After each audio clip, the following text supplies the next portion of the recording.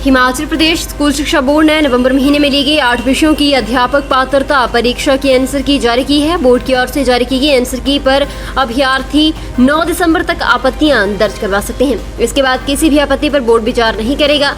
शिक्षा बोर्ड सचिव अक्षय सूद ने बताया कि बोर्ड की ओर से संचालित की गई 8 विषयों की अध्यापक पात्रता परीक्षा की आंसर की जारी कर दी गई है। अगर किसी अभ्यर्थी को कोई आपत्ति है तो वे अपनी आपत्ति प्रमाणित तथ्यों के साथ 9 दिसंबर तक अनुभाग अधिकारी पेपर निर्धारण शाखा को ईमेल के माध्यम से भेज सकते हैं। अभ्यर्थी अपनी आपत्ति दस्ती तौर पर किसी भी कार्य दिवस में बोर्ड कार्यालय में जमा करवा सकते हैं। 9 दिसंबर के बाद आंसर की से संबंधित किसी भी मौखिक या फिर लिखित आपत्ति पर विचार नहीं किया जाएगा।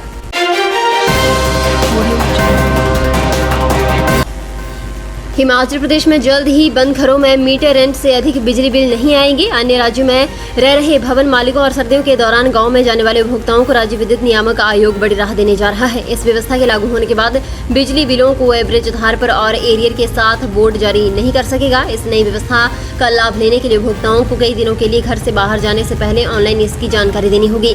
शुक्रवार को राज्य विद्युत नियामक आयोग ने हुई जन सुनवाई में इस नई व्यवस्था को लेकर सहमति बन गई है। जल्द इसकी अधिसूचना जारी होगी।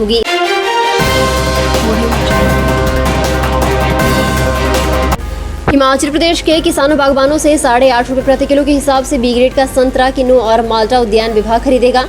विभाग ने पिछले वर्ष के मुकाबले 1 रुपए का रेट बढ़ाया है। विभाग ने प्रदेश भर में 54 खरीद केंद्र बनाए हैं। सबसे अधिक 21 खरीद केंद्र कांगड़ा में बनाए गए हैं। मंडी जिले में 13 केंद्रों का गठन किया गया है। उद्यान विभाग ने नींबू प्रजाति के फलों को खरीदने के लिए न्यूनतम समर्थन मूल्य जारी किए हैं। विभाग की ओर से जारी किए गए समर्थन मूल्य के अनुसार बी ग्रेड का संतरा, माल्टा और किन्नू के किसान बागवानों को 8.5 रुपए दिए जाएंगे, जबकि सी ग्रेड में इन्हीं फलों के 8 रुपए विभाग किसानों को भुगतान करेगा। वहीं किसी भी श्रेणी के गलगल के 7 रुपए किसानों को दिए जाएंगे।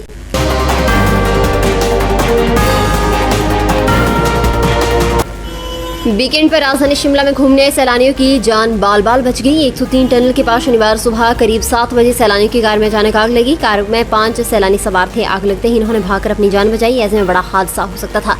सूचना मिलने पर फायर ब्रिगेड की गाड़ी मौके पर पहुंची, लेकिन तब तक पूरी कार जल चुकी थी।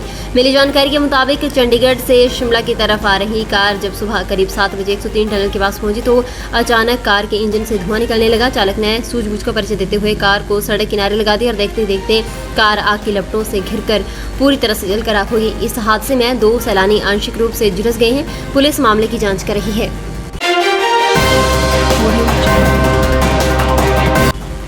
हिमाचल प्रदेश के बड़सर क्षेत्र के एक सीनियर सेकेंडरी स्कूल में कोविड सुरक्षा उपकरणों की खरीद में बड़ी गड़बड़ी का खुलासा हुआ है। 1000 रुपए का सैनिटाइजर 2400 रुपए और 400 रुपए का मास्क 20 रुपए में खरीद लिया गया।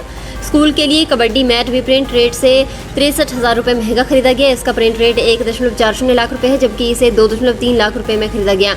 इसी स्कूल में तैनात एक शिक्षक में प्रधानाचार्य पर गड़बड़ी करने के गंभीर आरोप लगाए हैं। शिक्षक ने इसकी लिखित शिकायत हिमाचल हाईकोर्ट, मुख्यमंत्री, शिक्षा मंत्री, शिक्षा निदेशक और स्थानीय विधायक को भेजी है।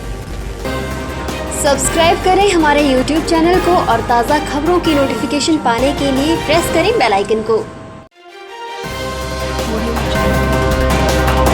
किन्नौर जिला मुख्यालय रिकांगपिओ में प्रशासन के आला अधिकारियों से लेकर पुलिस का एक बड़ा महकमा तक विराजित है। उस क्षेत्र में शाम ढलते ही हुड़दंगी सार्वजनिक स्थलों पर तांडव मचाते हैं। इसका एक उदाहरण बीती रात रिकांगपिओ पुलिस थाना से महज 100 से 200 मीटर की दूरी पर देखा गया, जहां अज्ञात व्यक्तियों ने सड़क किनारे खड़े करीब 1 दर्जन वाहन तोड़ डाले। उधर रिकांगपिओ क्षेत्र के लोगों ने पुलिस की गश्त पूरे रिकांगपिओ क्षेत्र में बढ़ाए जाने के साथ साथ अधिक संख्या में स्ट्रीट लाइट और सीसीटीवी कैमरे लगाने की मांग की है, ताकि ऐसी वारदातों को अंजाम देने वालों पर लगाम कसी जा सके।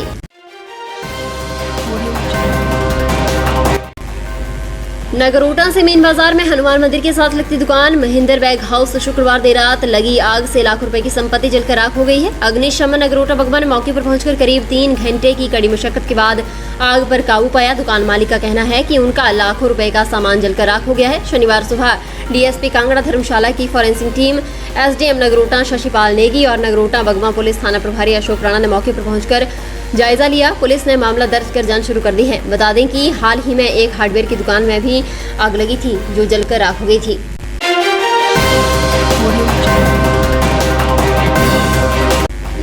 जिला कांगड़ा के अधिग्रहित मंदिरों के महत्व के प्रसार एवं घर बैठे श्रद्धालुओं को दर्शन उपलब्ध करवाने हेतु जिला प्रशासन प्रयासरत है। इसी कड़ी में जिला के 3 महत्वपूर्ण शक्तिपीठों श्री चामुंडा, श्री ब्रजेश्वरी देवी कांगड़ा एवं श्री ज्वालामुखी मंदिर की सुबह एवं शाम की आरतियों की सीधे प्रसारण हेतु निर्धारित निविदा प्रक्रिया अपनाने के उपरांत MH1 चैनल का चयन किया गया है। जिला प्रशासन एवं MH1 के मध्य इस संबंध में समझौता पत्र पर हस्ताक्षर किए गए। इस समझौता पत्र हस्ताक्षर के उपरांत MH1 चैनल पर इन 3 मंदिरों की आरतियों का सीधा प्रसारण शुरू हो जाएगा। आयुक्त एवं जिलाधीश कांगड़ा ने इस अवसर पर कहा कि जिला प्रशासन के इस प्रयास से श्रद्धालुओं को तो निश्चित रूप से लाभ मिलेगा, अपितु राज्य में धार्मिक पर्यटन को भी बढ़ावा मिलेगा और मंदिरों की आय में वृद्धि होगी।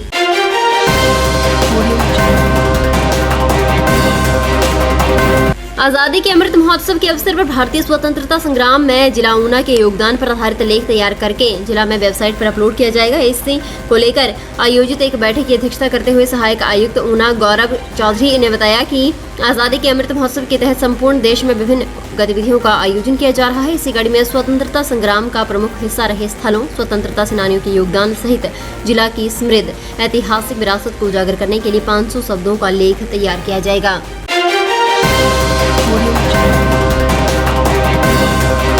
राज्यपाल राजेंद्र विश्वनाथ हल्लेकर ने कहा कि इतिहास हमारी सभ्यता, संस्कृति और साहित्य का अभिन्न अंग है और ये तथ्यों पर आधारित होना चाहिए। इसे हम नजरअंदाज नहीं कर सकते। राज्यपाल हमीरपुर के निकट ठाकुर जगदेव चंद ठाकुर स्मृति शोध संस्थान में आजादी का अमृत महोत्सव के तहत भारतीय स्वाधीनता आंदोलन वृतांत, स्मृतियां एवं नेपथ्य नायक विषय पर आयोजित राष्ट्रीय परिसंवाद एवं वेबिनार के उद्घाटन सत्र को संबोधित कर रहे थे। ये 2 दिवसीय परिसंवाद भारतीय इतिहास अनुसंधान परिषद और केंद्रीय विश्वविद्यालय धर्मशाला और हिमाचल प्रदेश विश्वविद्यालय शिमला के इतिहास विभाग के सहयोग से आयोजित किया गया। फिलहाल के लिए बस इतना ही और बड़ी खबरों के लिए बने रहें न्यूज़ सुपर भारत के साथ।